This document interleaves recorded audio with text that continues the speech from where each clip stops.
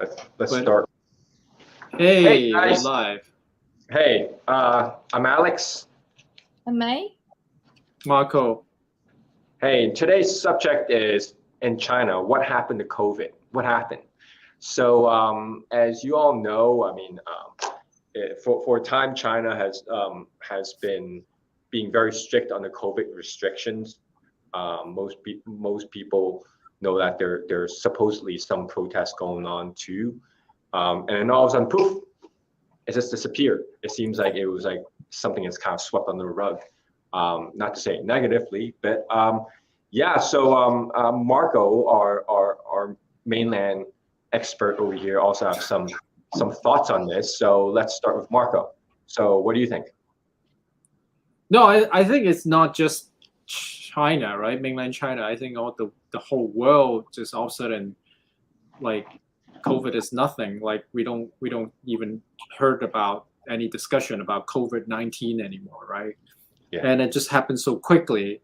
I spent like 2 weeks. I spent a whole week in Shenzhen and Foshan, which is two really big cities in Guangdong province, the southern part of China.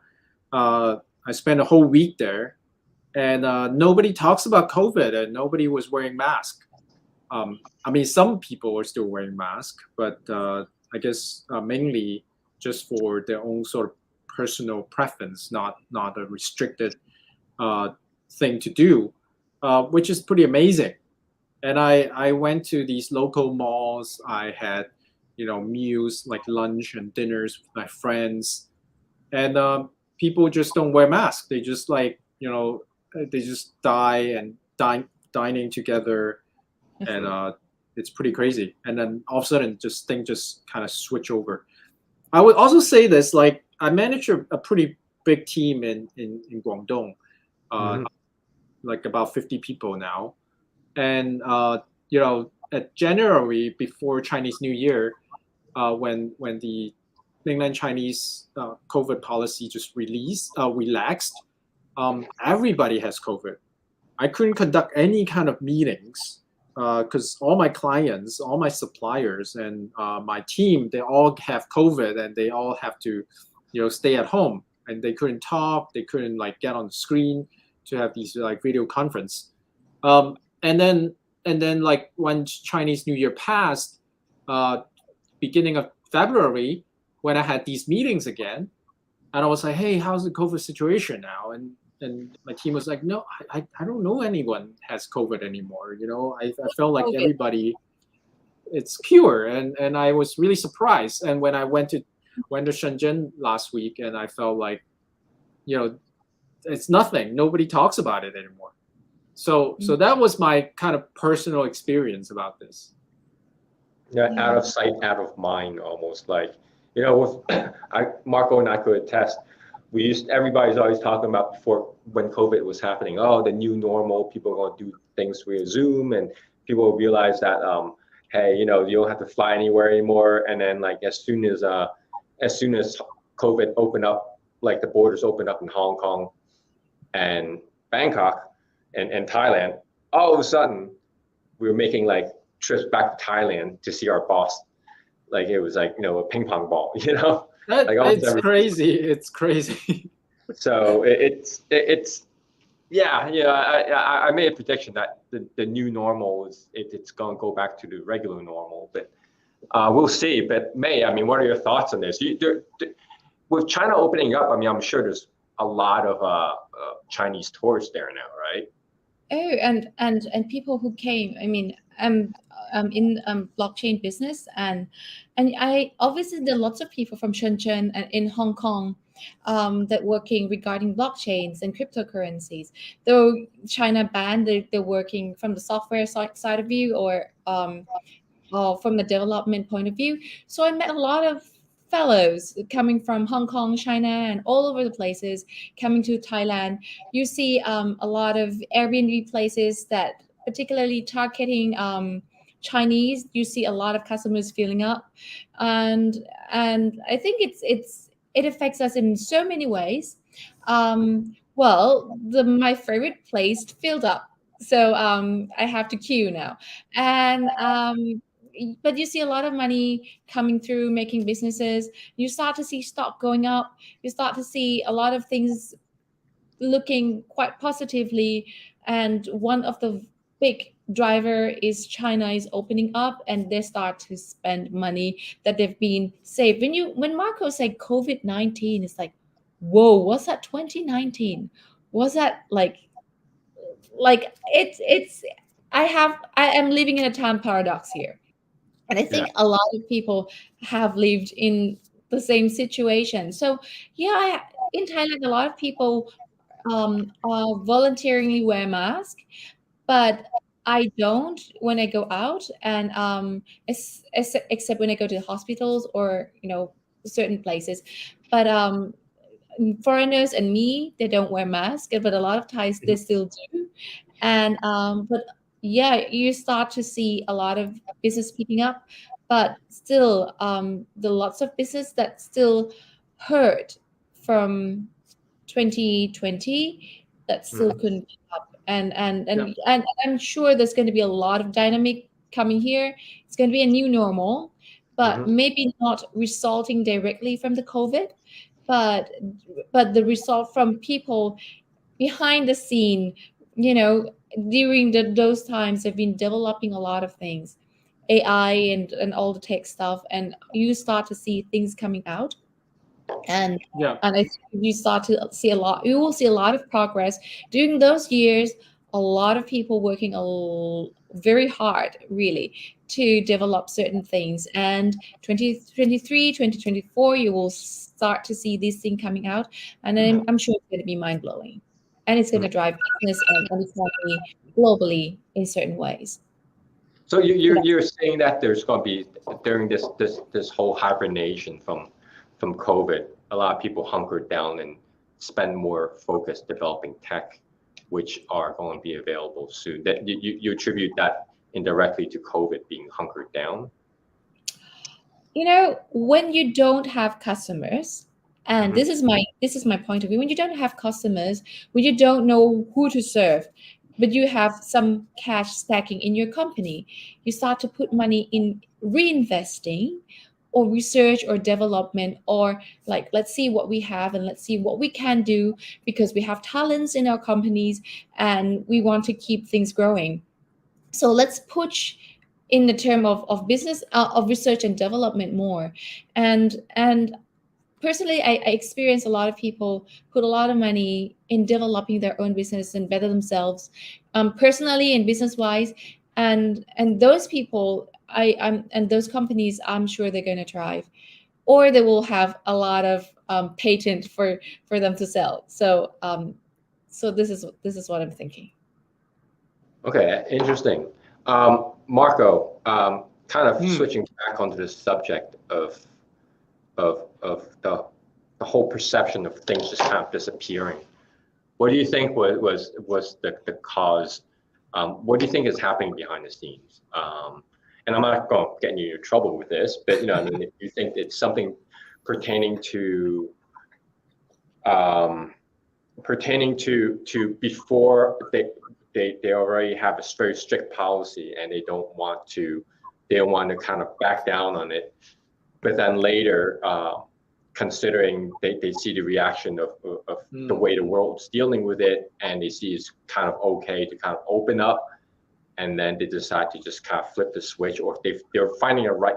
Do you think that they're trying to find a right moment to flip the switch Yeah. for the right So reason? I think the sort of official argument of that is that China did a lot of research, um, and all of a sudden came down to this conclusion where this variant of COVID is relatively weak. So the risk of people dying in the hospital is less. I think we talked about this before as a Communist China's point of view. They don't want to see uh, the Hunan situation in 2019 happens again Mhm. on TV. That is a really bad look for any regime. Uh, The Hunan so situation. so yeah, The Wuhan or who? Oh, oh, okay. Wuhan, sorry, Wuhan. They don't want to see the whole sort of Wuhan uh, uh, episode happens again. So I mean, the sort of party lines explanation is that the party or the company the government did a lot of research and end up having this moment. They think it's the right moment for the COVID to kind of be looked at as a flu. So that is the sort of party line explanation.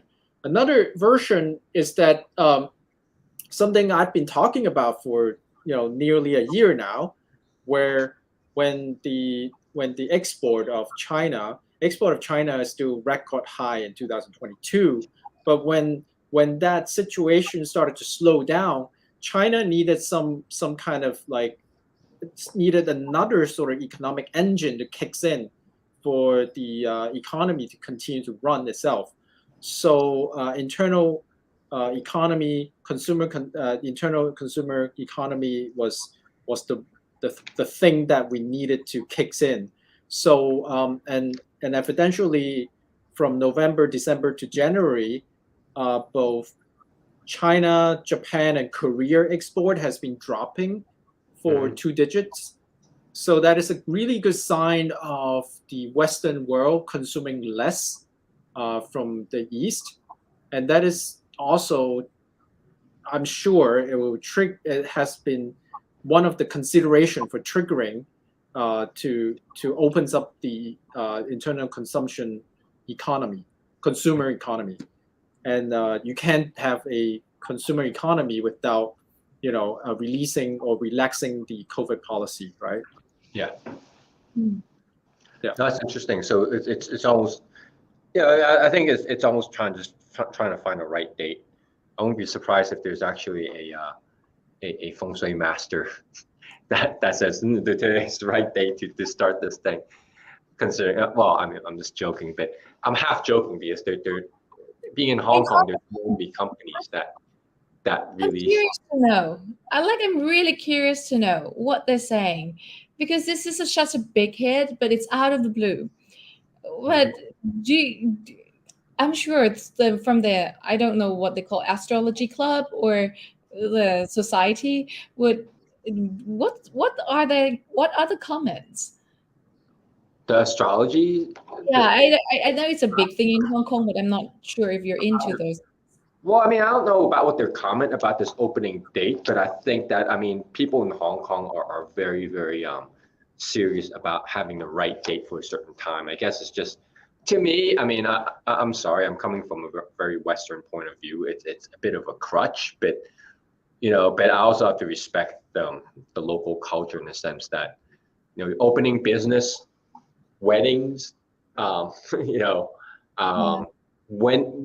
in Hong Kong actually it's there's a lot more cesarean birth than natural birth, I think, and it's something that allow my ex-wife had the kid cesarean. It originally wanted natural, but then somehow the doctor's like, cord wraps around the kid and it's going blah blah blah blah, and there's still a risk. So in the end, we decide on cesarean, which it's better for them because it costs more money, and also it's more predictable in terms of time. And even for some families, they're like, oh great, then we could choose a date about when's a good birthday. Let's consult with a feng shui master. It's so everything has a date, has a date to it. Even starting business, like when you open your business, when you move into your new house, when you start construction, all of this, like people just consult with a feng shui master. Yeah. But I want to make something. I want to comment on something, Alex and May. I think feng shui, it's like overseas Chinese. Oh, it's more so for overseas Chinese. The reason being is because I mean, in the ancient time, a couple thousand years ago, I guess there are less sort of scientific way of finding out what date is good and how's fortune gonna, or your destiny gonna play into your success. People believe in this kind of feng shui or calculations of what is a good time to do certain things.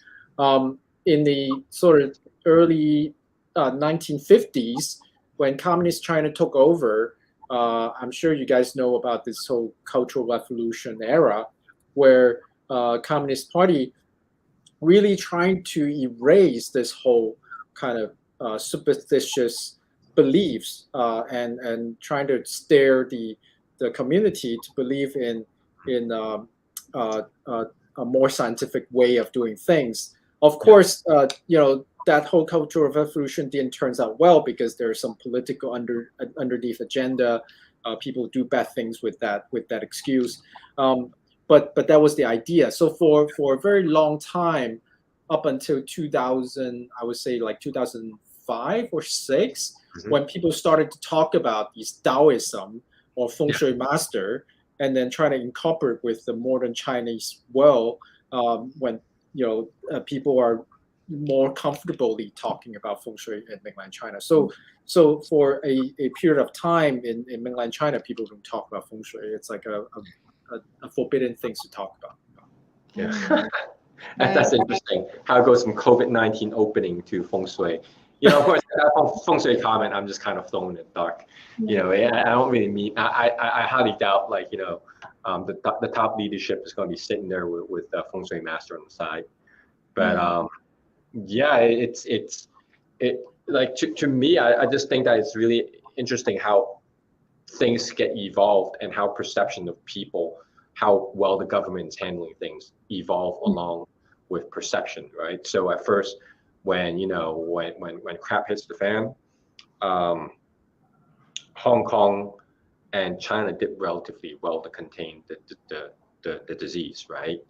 And everybody's praising that Hong Kong is doing a great job, this and that. We have a very, very low transmission rate, all the stuff, and the whole world is like handling it very badly.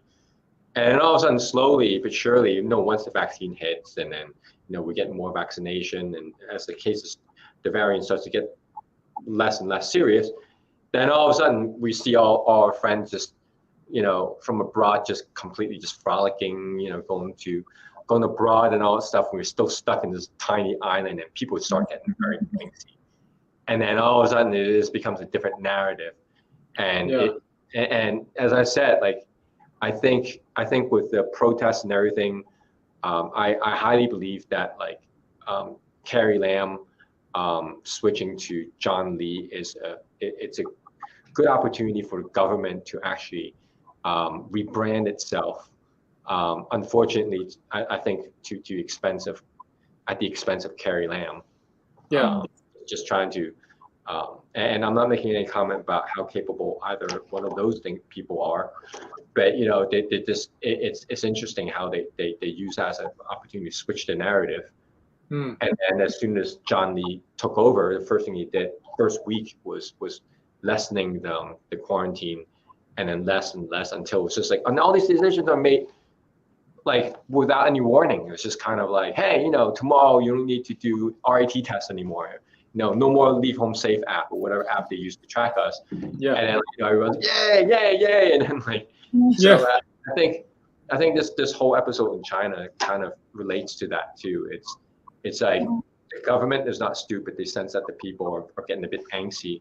They're doing the best they can, to contain it and all stuff, and then they realize, hey, let's just kind of just sweep it under and say, you guys are free. What are you guys talking about? What are you guys protesting about?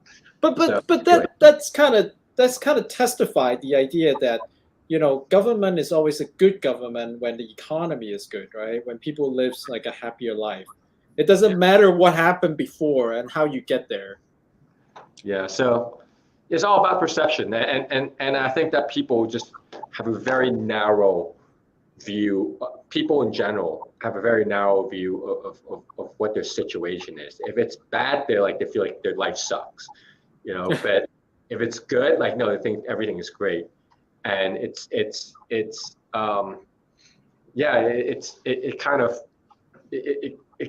and I think that's why people during the bad and good economy, when the stock market's down and stuff, I mean, that's how people behave the way they are. It's just very narrow thinking. I think that at a certain point we're not in the best economy, and then there's we can only see 2 years before, 2 years ahead. That's what we're thinking, and people are very pessimistic. But things always recover, I think. hopefully. Yeah. And Yeah. it's the same thing with investment. If we stumble upon on a really good opportunity, we don't have to do much and we're genius. And then if we don't perform and in a bad situation like COVID, a good deal can turn into bad, like we look like we're stupid. But in reality, we're the same person, right? Yeah. So I think when people look judging from the outside, it's you mean the judge, the commentator always smarter than the actor themselves, right?